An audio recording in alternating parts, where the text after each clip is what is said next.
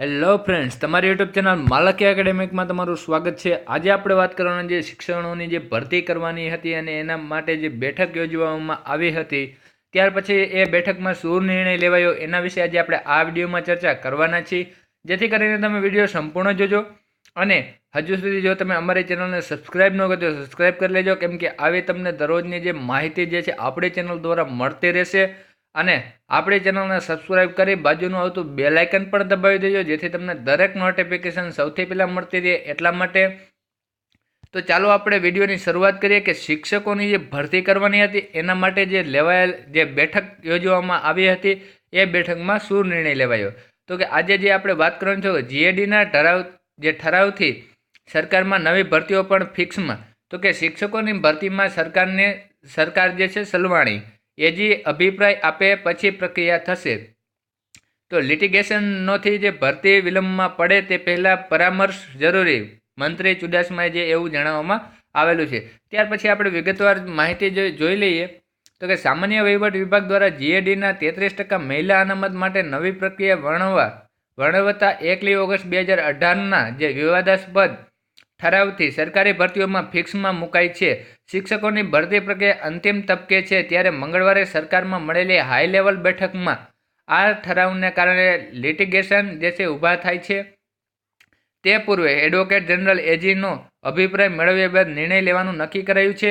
સત્યાગ્રહ છાવણીમાં એલઆરડીની ભરતીમાં ST, SC, OBC વર્ગની મહિલા ઉમેદવારોનું 50 દિવસથી આંદોલન ચાલી રહ્યું છે।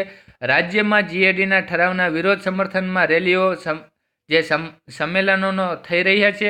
એટલું જ નહીં, જીપીએસસી ક્લાસ 1-2 અને પોલીસ ઇન્સ્પેક્ટરની સીધી ભરતીને પણ હાઈકોર્ટમાં પડકારાઈ છે।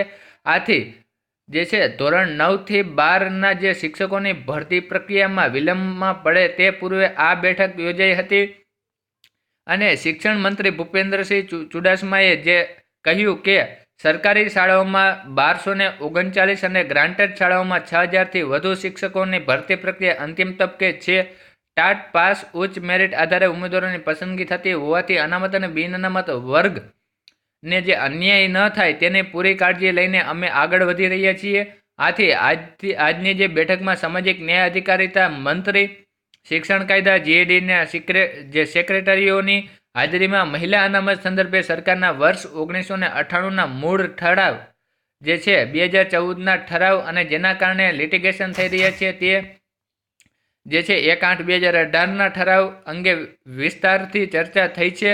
ચીફ સેક્રેટરી અને પછી એજી સાથે જે પરામર્શ બાદ ભરતી પ્રક્રિયા પૂર્ણ કરાશે।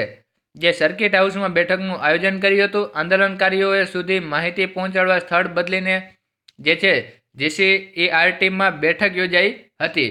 તો કે તમે જોઈ શકો છો જે ટૂંક જ સમયમાં જે છે તમારી ભરતી પ્રક્રિયા જે છે પૂર્ણ કરવામાં આવશે એવા જે પગલાઓ લેવામાં આવી રહ્યા છે। તમે જોઈ શકો છો જે એજીનો જે છે અભિપ્રાય લેવામાં આવે ત્યાર પછી જે છે તમારી પ્રક્રિયા ચાલુ થઈ જશે। તમે જોઈ શકો છો આજના ન્યૂઝમાં આ ખૂબ જ સારા સમાચાર છે એટલે તમારા સમક્ષ લાવ્યા છીએ। તો આવા જ વિડીયો માટે આપણી ચેનલને આજે સબસ્ક્રાઈબ કરી લ્યો અને આ બાજુનું આવતું બેલ આઇકન પણ દબાવી લ્યો, જેથી તમને દરેક નોટિફિકેશન સૌથી પહેલાં મળતી રહે એટલા માટે। તો કે આ વિડીયો તમને કેવો લાગ્યો એ જરૂરથી અમને જણાવજો। જય હિન્દ, જય ભારત।